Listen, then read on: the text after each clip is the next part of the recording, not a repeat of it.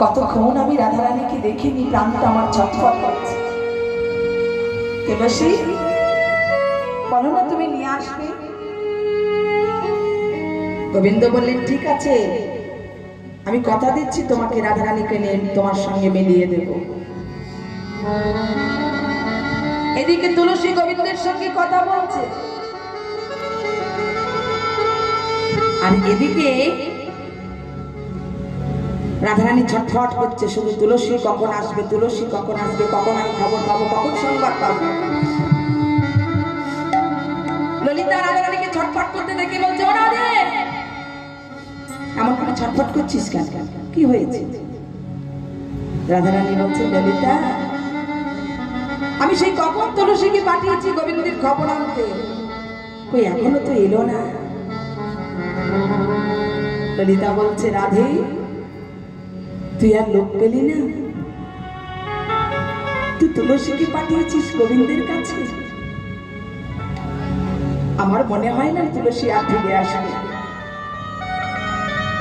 কেন? সে আমায় কথা দিয়েছে গোবিন্দের খবর এনে দেবে, সে কথা দিয়েছে আমার মালাটা গোবিন্দের গলায় পরিয়ে দেবে, সে কথা দিয়েছে আমার গোবিন্দ কেমন আছে সংবাদ এনে দেবে,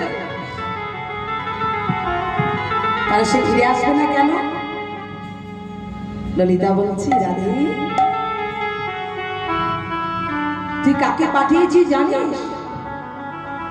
যার নাম তুলসী।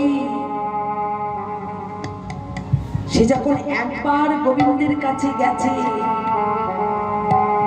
আমার মনে হয় না সে সহজে ফিরবে।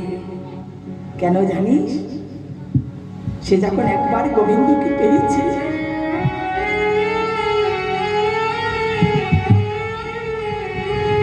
সে গোবিন্দ চরণ। ওরে রাধে রে,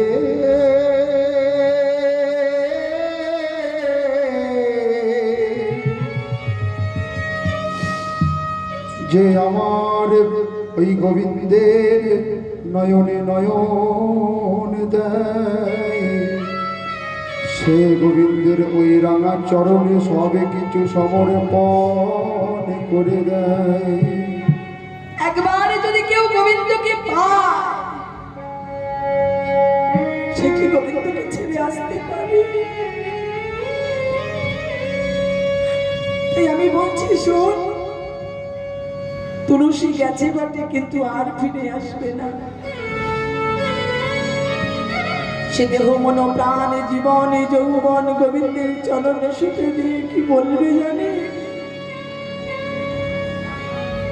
গোবিন্দ তোমার হলামি বলে তুলসী ওই চরণে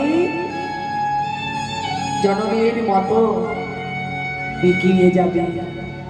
ও তুলসী, রাধে, সে যে গোবিন্দ পদে বিকাইবে।